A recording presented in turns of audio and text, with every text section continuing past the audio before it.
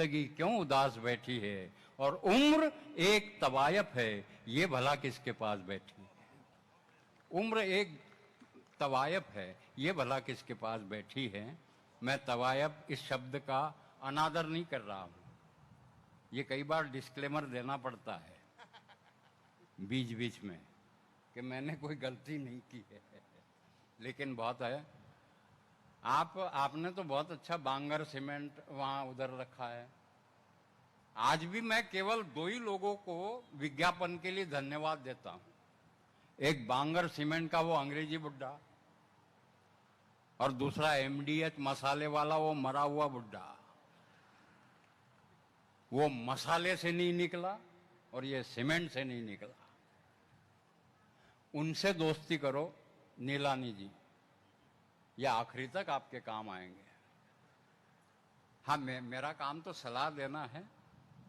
किसी मराठी कवि की 2 पंक्तियां याद आती है मुझे। दे जीवना तुझाही त्या वेदना मला रे, दे जीवना तुझाही त्या वेदना मला रे, त्याचे करून देतो मी चांदणे तुला रे। दे जीवना तुझाही त्या वेदना मला रे, त्याचे करून देतो मी चांदणे तुला रे। हम कवि केवल यही करते हैं, आप दुख दो हम उसको सुख में बदल कर देते हैं। और बस यही अशोक चौहान जी ने आज ये महायज्ञ यहाँ किया है, मैं उनको बधाई देता हूँ। कवि सम्मेलन में कोई सब्जेक्ट नहीं होता है, इसमें ये तो आज पॉलिटिक्स फ्री कवि सम्मेलन है। हाँ, इसमें किसी ने कोई ये नहीं कहा कि इसको वो दो उसको वो दो। पावड़े जी हैं हमारी महापौर, प्रथम महिला। मैं ऐसे कवि को आवाज देना चाहता हूं, वो बड़ा अद्भुत कवि है, जाने कहां घुसता है और निकलता कहां से है। आप देख रहे हैं कपिल जैन मेरे पास बैठा है, मैंने उबड़ खाबड़ बोला था बाकी सब लोगों को। भगवान क्या है, कुछ लोगों को फुर्सत में बनाता है। जब कपिल जैन पैदा हुआ तो घर वालों को 8 दिन तक पता ही नहीं चला हुआ कि हुई। हाँ, हमको तो ठेके पे बनाया है। लेकिन एक ऐसा कवि कि वाकई कहां कहां से व्यंग और हास्य निकाल सकता है। जोरदार तालियां बजाए स्वागत करे कपिल जैन का।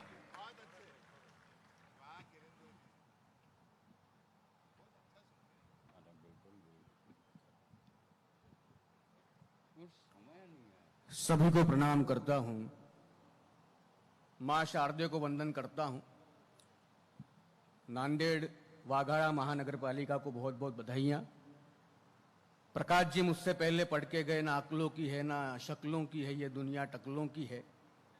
हालांकि मैंने पूछा था कोई समस्या तो नहीं होती गंजेपन से। प्रकाश भाई बोले यार कोई समस्या नहीं होती, सिर्फ नहाते वक्त ये नहीं समझ में आता कि मुंह कहां तक धोना है। तालियां बजनी चाहिए यार। बिल्कुल बढ़िया। रौप्य महोत्सवी वर्ष है। भगवान से आपके लिए इतना ही चाहता हूं कि महंगाई की तरह आपके जीवन के सारे सुख दिन ब दिन बढ़ते जाए। वाह। और भारतीय फिल्मों की अभिनेत्रियों के कपड़ों की तरह आपके जीवन के सारे दुख दिन ब दिन कम होते जाए। मैं ये नहीं कहूंगा कि खत्म हो जाए।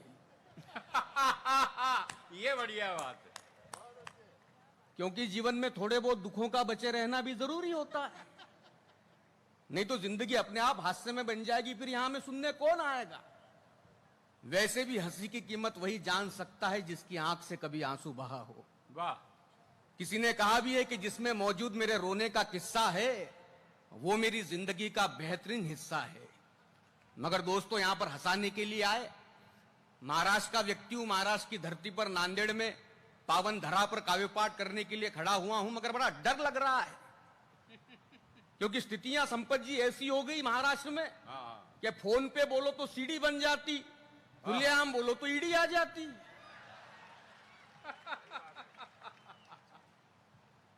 ये स्थितियां हो गई। मैं तो निवेदन के साथ में कहना चाहता हूं कि आजकल मन की बात करने वालों के बारे में बात करने का ही मन नहीं होता। है। वाह वाह वाह। क्योंकि स्थितियां ऐसी। सुबह सुबह फोन पे मैसेज आता है अच्छे दिन आने वाले हैं, 1 घंटे बाद पुलिस का आता है, अफवाहों पे भरोसा मत करो। किसका सुने किसका नहीं सुने। वो तो पत्नी ने कहा, बोले महंगी जगह पे घुमाने ले जाओ, मैं पेट्रोल पंप पे लेके चला गया। भाई बढ़िया, ताली बजनी चाहिए यार। ऐसी स्थितियों में आपके बीच आते हैं, कोई मामूली बात थोड़ी है। मगर आपकी उपस्थिति को प्रणाम करना चाहता हूं। मंच पर आदरणीय शबीना जी भी बैठी हुई है, उनकी आवाज बहुत अच्छी है, मेरी भी बुरी नहीं है। बचपन में पिताजी को गा के सुनाया था, पिताजी बोले यार तू तो रेडियो पे गाया कर। मैंने कहा पिताजी बहुत बहुत धन्यवाद। पिताजी बोले काय का धन्यवाद, उसको कम से कम बंद करते आता है। मगर कॉन्फिडेंस भाई साहब कम नहीं हुआ अपना। प्रकाश जी, अपन तो सीधे AR रहमान के पास चले गए, उसको गाना गा के सुनाया। पीछे से आ रहे। वो बोले यार तुमको सुन के तो विराट कोहली की याद आ गई। मैंने कहा दादा वो तो गायक नहीं है। रहमान बोले तुम भी कहां हो। ये स्थितियां हो गई है। मगर साहब हिम्मत कम नहीं होती, क्योंकि आप जानते हो टीवी पर तरह तरह की प्रतियोगिता है, सुर संग्राम, सारेगम पदनिसा, इंडियन आइडल, जी न्यूज। वाह भाई, वो संपत जी ने पूछ लिया, बोले यार गाने की कंपटीशन में ये सब तो ठीक है, इंडियन आइडल, सुर संग्राम, सारेगम पदनिसा, ये जी न्यूज कहां से फंसाया। मैंने कहा दादा उस चैनल पर भी दिन भर किसी के गुण ही गाए जाते। है वाह। प्रतियोगिता इतनी है तो हिम्मत बढ़ गई। नांदेड़ वालों अपन भी चले गए। आए तो अपना चेहरा उतरा हुआ था। किरण भाई ने पूछा, बोले क्यों उतरा हुआ है। मैंने कहा दादा दूसरा नंबर आया। किरण भाई बोले क्यों नाराज होते हो, 2 तो 1 से बड़ा ही होता है। मैंने कहा दादा क्या खतरनाक तरीका है समझाने का। इन्होंने अगला प्रश्न किया, बोले कितने प्रतियोगी आए थे। मैंने कहा 2 ही आए थे। बोले यार ये भी ठीक है, ये बता जिसको पहला नंबर मिला उसने कौन सा गाना गाया था। मैंने कहा दादा उसने कोई गाना नहीं गाया, मेरा सुन के उसको पहला दे दिया। क्या बात है भाई, क्या बात है। क्योंकि आप जानते हो इस देश में प्रतीक्षा करनी पड़ती है। मैं पौन घंटे से अपनी बारी की प्रतीक्षा कर रहा था, और इस देश में प्रतीक्षा का दर्द जो है वो अडवाणी जी के बाद में ही जानता हूं।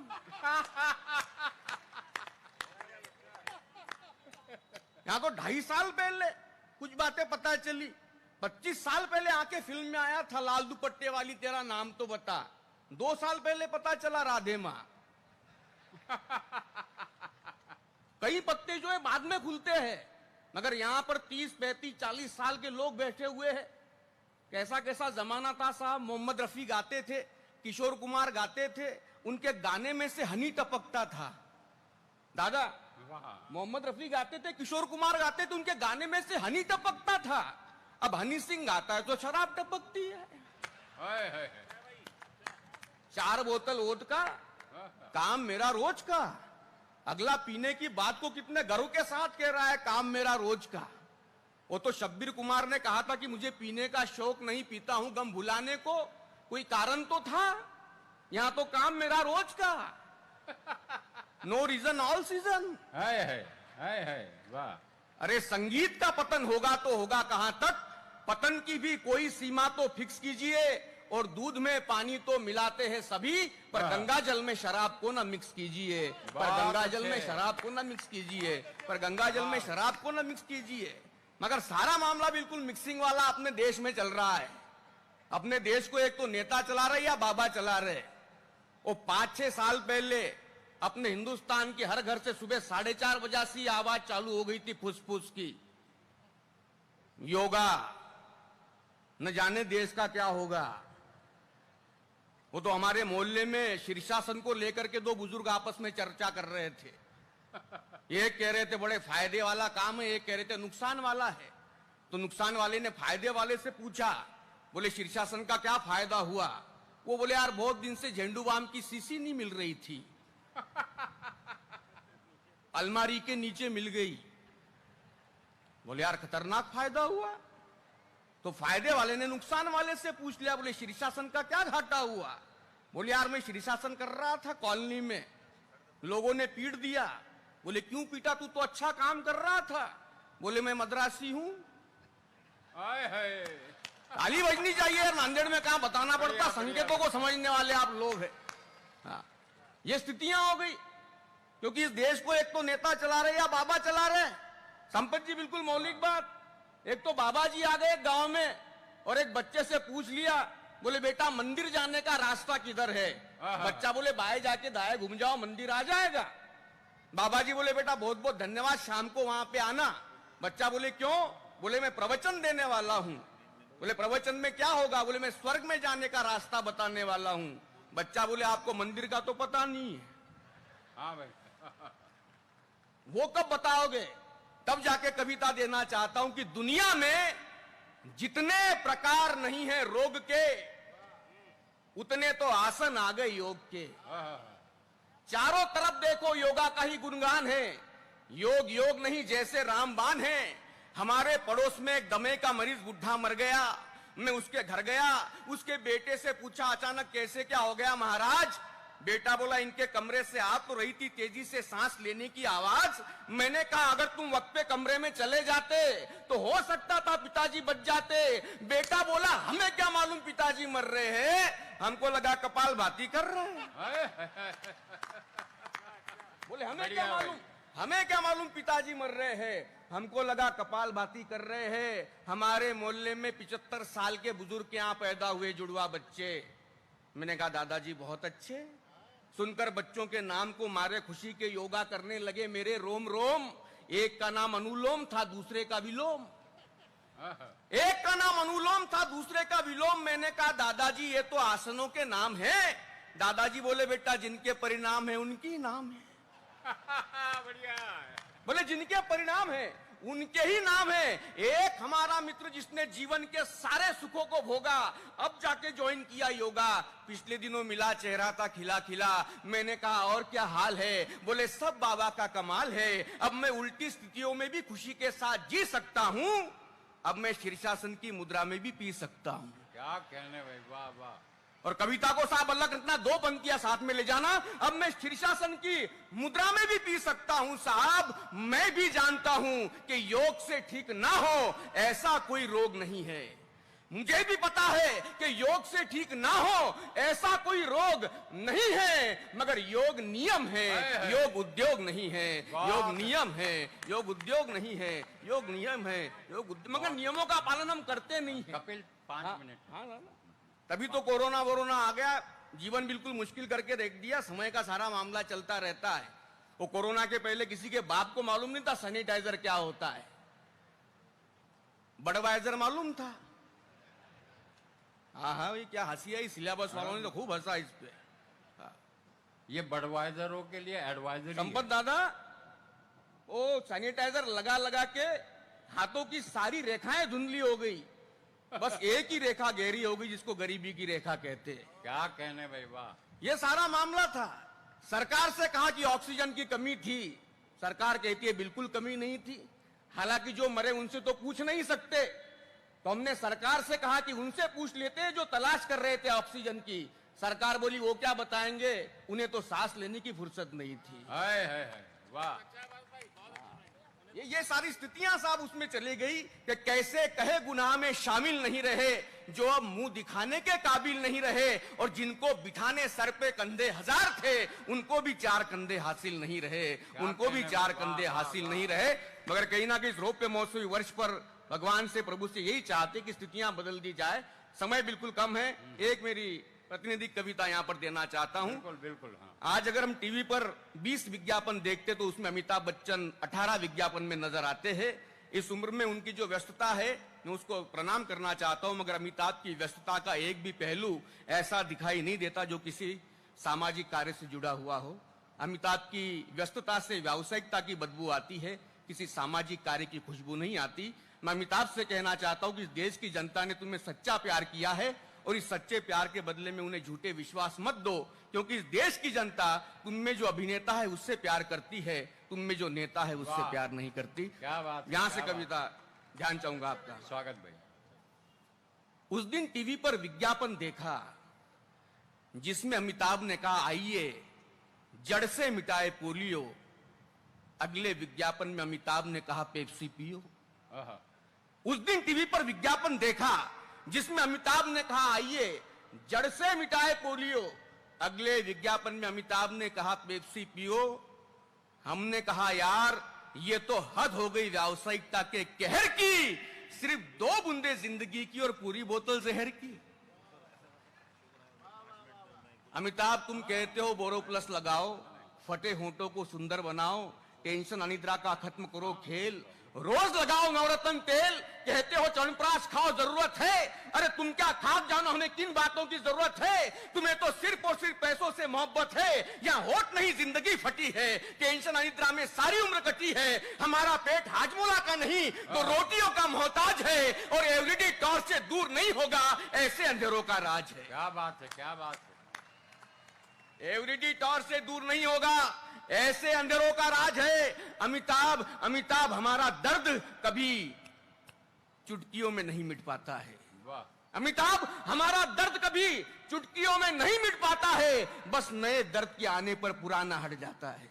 वाह, वाह। बस नए दर्द के आने पर पुराना हट जाता है। तुम कहते हो रंग लगाओ दीवारों पर, अगर घर में है कोई त्योहार। अगली पंक्ति अमिताभ के दोनों बंगलों के नाम और कपिल जैन ने अगर उचित व्यवहार किया है तो पूरे सदन का आशीष चाहता हूं। तुम कहते हो रंग लगाओ दीवारों पर, अगर घर में है कोई त्योहार। अरे तुम्हें हम कैसे बताए कि हमारे घर में सिर्फ प्रतीक्षा होती है, जलसा नहीं होता मेरे यार। क्या कहने भाई, वाह।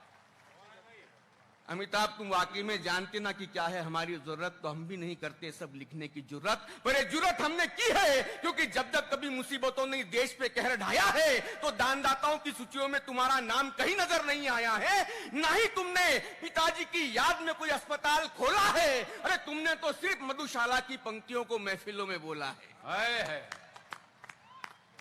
अमिताभ हम जानते हैं आजकल तुम कई बीमारियों से त्रस्त हो, उम्र के इस पड़ाव में भी बहुत ज्यादा व्यस्त हो।